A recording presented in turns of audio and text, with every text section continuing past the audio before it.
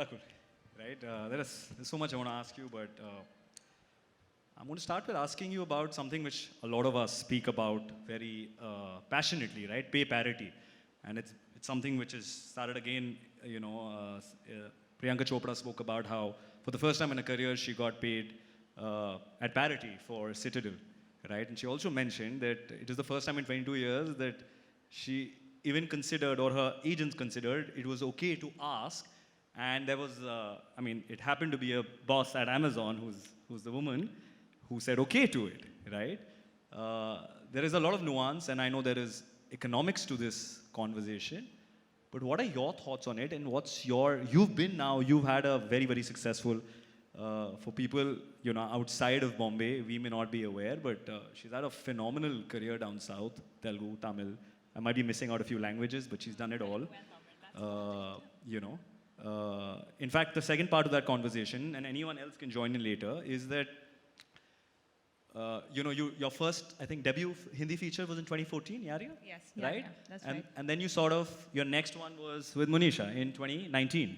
No, next one was De De Pyar De. Which was and which then year? right after that. Which year? Same year? 2018. 2018. 2019 release, 2019, sorry, right? 2019. And then Marjama was also 2019. So I wanted to ask you, in our industry, you never look at a male star and say, oh, he's made a comeback. Maybe, in SRK's case with Pathan, like there was some media outlets who wrote, oh, he's made a comeback, right? Never ever for a male actor would you say comeback. What was the media narrative for you, and was it hard to explain, because people here are so short-sighted, we're not aware of what you're doing outside, or we don't choose to understand what you're doing outside, that it then becomes sort of, oh, she's made a comeback and now she's successful, right? Yeah. So I wanted to talk about both these issues, pay parity, what are your thoughts on that, and what are your thoughts on this aspect of how the media portrays sort of women actors? Good afternoon, everyone. So I'll actually start from the second part of your question, which is, when I had personally from my journey, when I had that sort of break in Bombay. Now, when Yariya released, I was all of 2021. I was a kid. I had no idea about the industry. I got that film. I did that film. Before that, I think simultaneously I was shooting for my first film in Telugu, which happened to release a couple of months before that. It became a huge hit. And before I knew, I had some great films, working with great actors, makers, and I signed that on.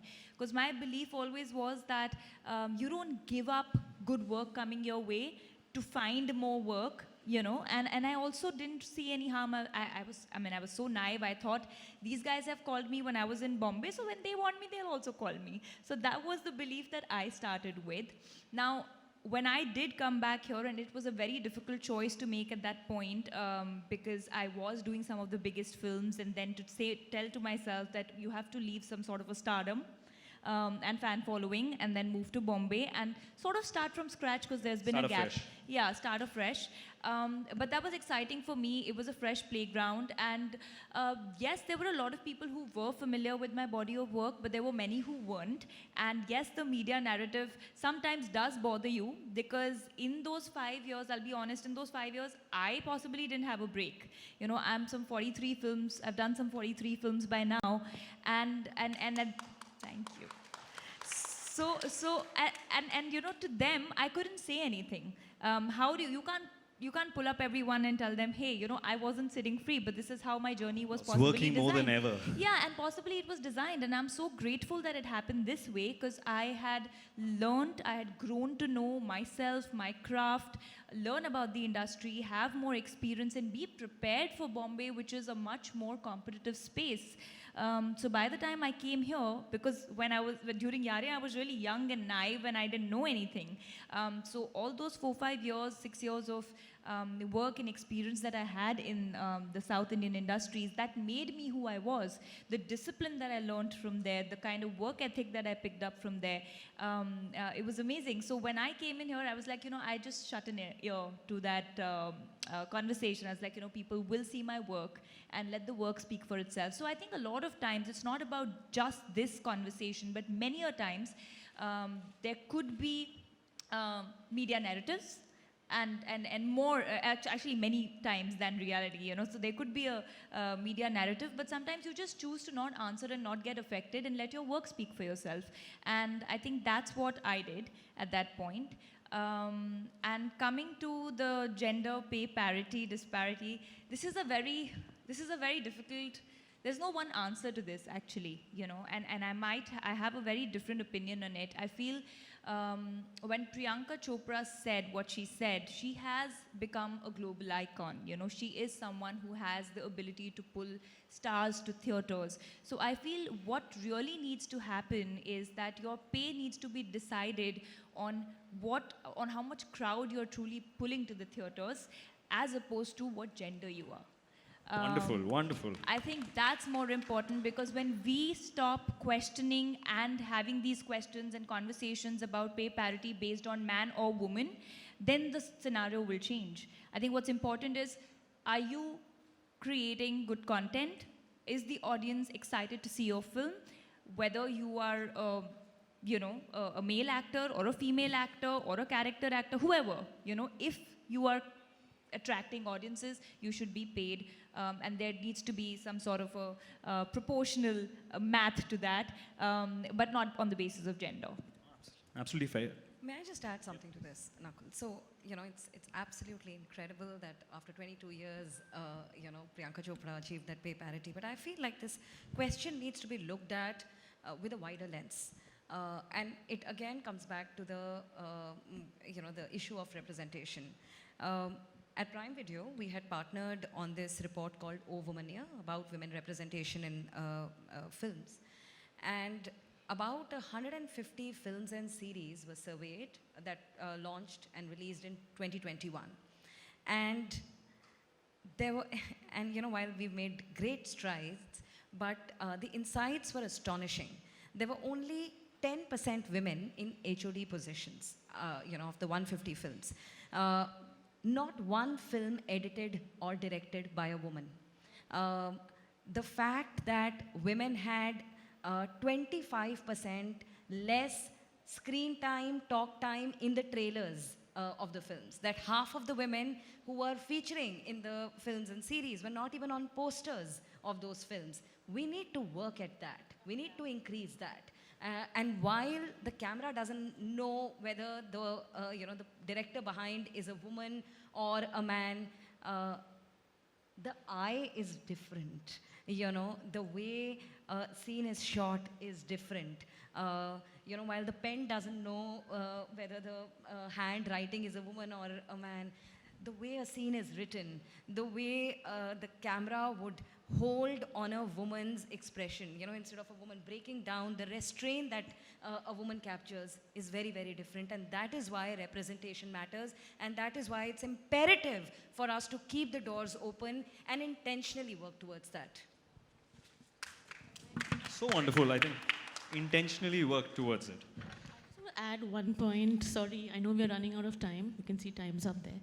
But it's very important conversation. So in all our agreements and everything, and especially once you're a producer, or even when I was as a director, when I've signed my agreements, this is one thing, which I've always been fighting for, that you can cut your budgets wherever you want, but you cannot cut a budget when we need a vanity, especially just one door vanity for women to use the loo.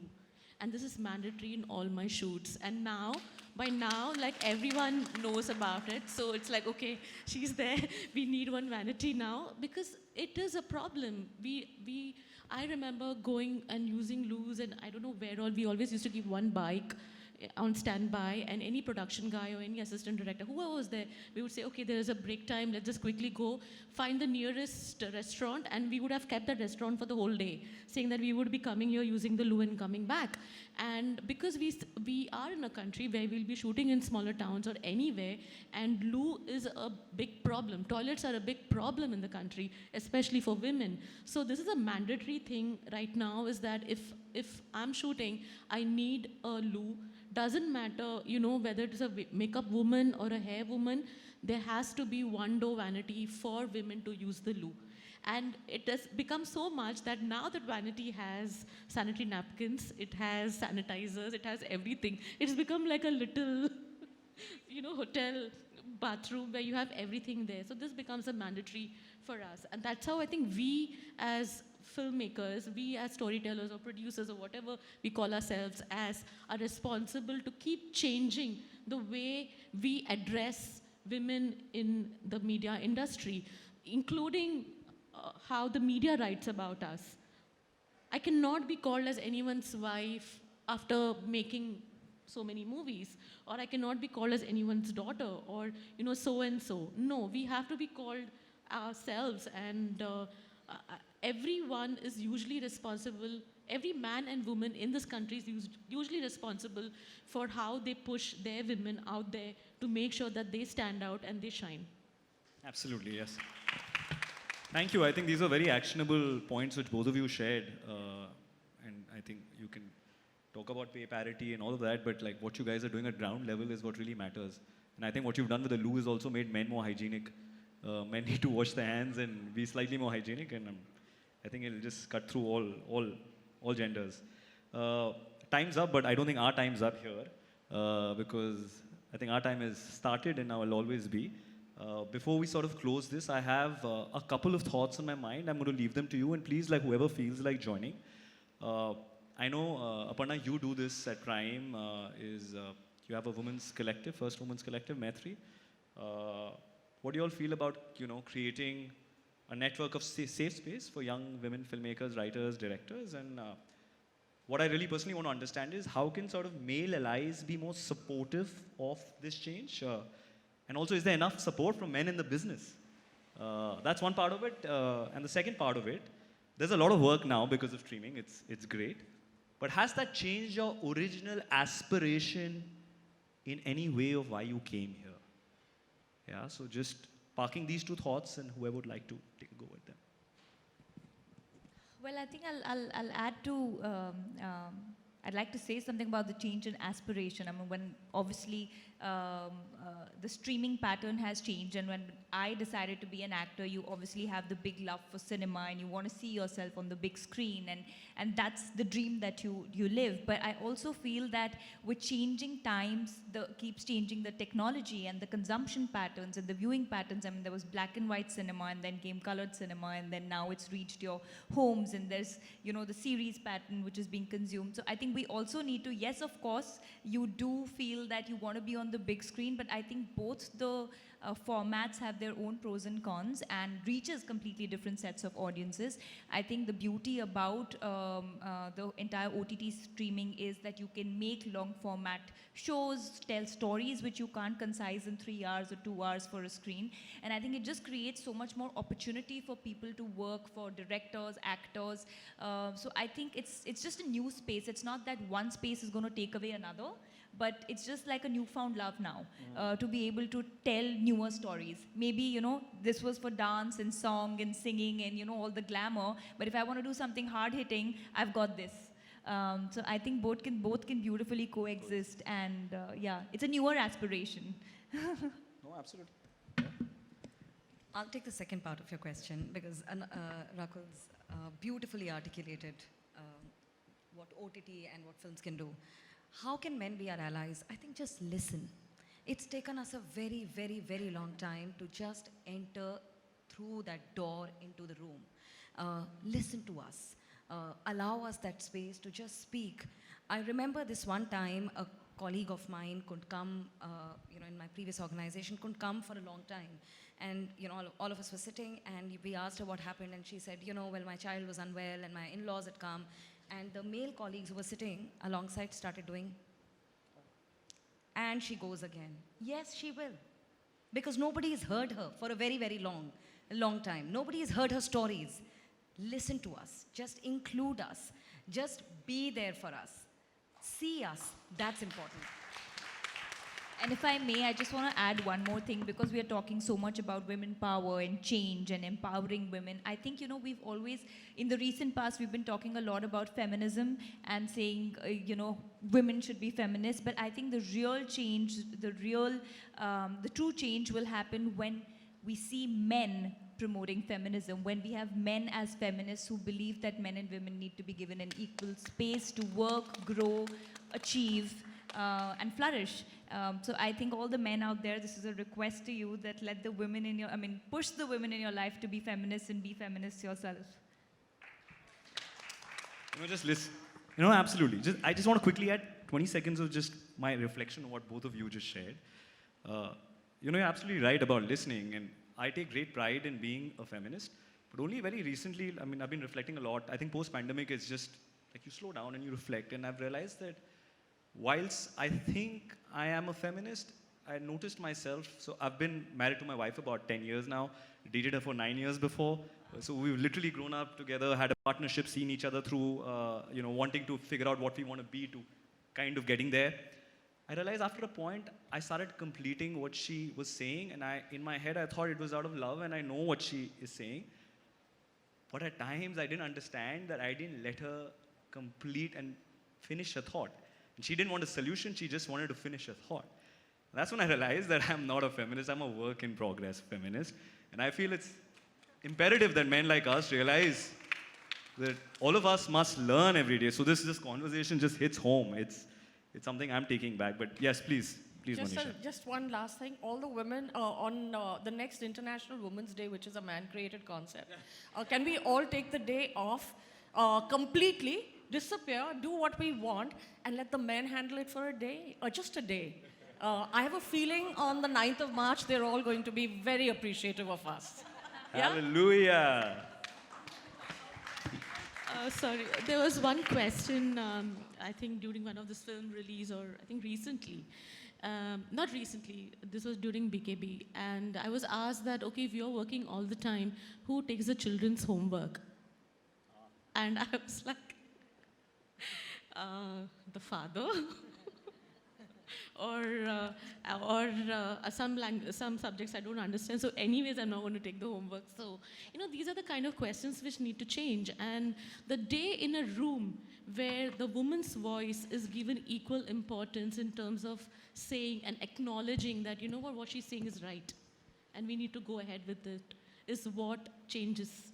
And when we have more men saying that, and more women also saying that what she said is right and we need to move forward, is because it's always like a counter. So when you're talking something, it'll go on you, and then it'll go on a male counterpart, a male colleague, and then when he acknowledges that what a woman has said is correct is when you'll start moving forward. I think it has to be reversed, and it can be reversed every time. It has to be equals. Yeah. Thank you. Ashima.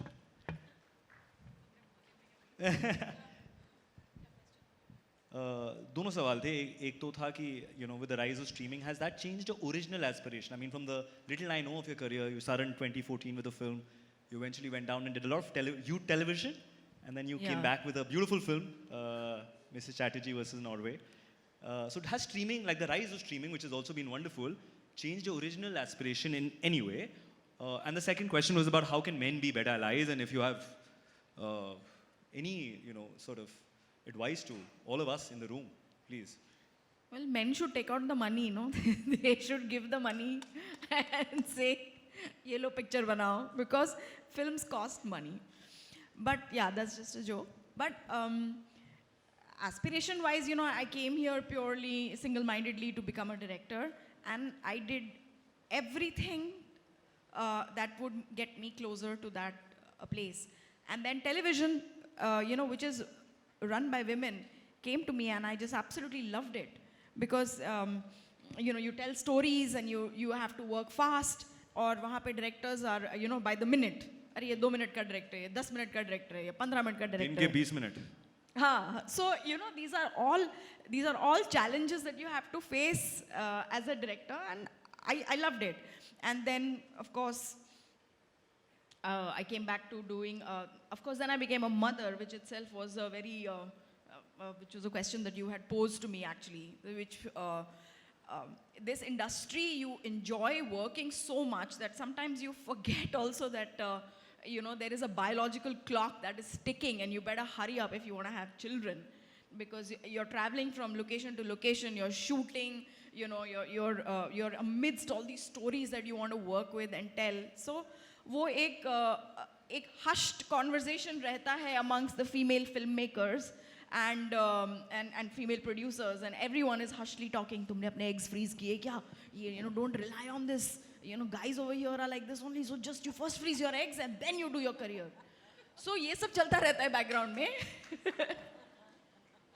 So yeah, so these conversations need to come out into the open, and yes, it is a big problem over here that aap so engrossed and consumed in working that you forget that. So that was another challenge that I had to face, which I think my male counterparts do not have to face. They are fertile directors till 80 also. So क्या करेंगे? So yeah, that is a challenge. So I had to stop dreaming for 2 years and change my dream and my aspiration to be a mother. And then after I became a mother, then I realized नहीं मेरा पहला aspiration भी बहुत अच्छा था, मैं वापस जाती हूँ. So then I took a U-turn and came back to being a filmmaker. And then exactly what Ashwini said, अभी क्या होगा घर में?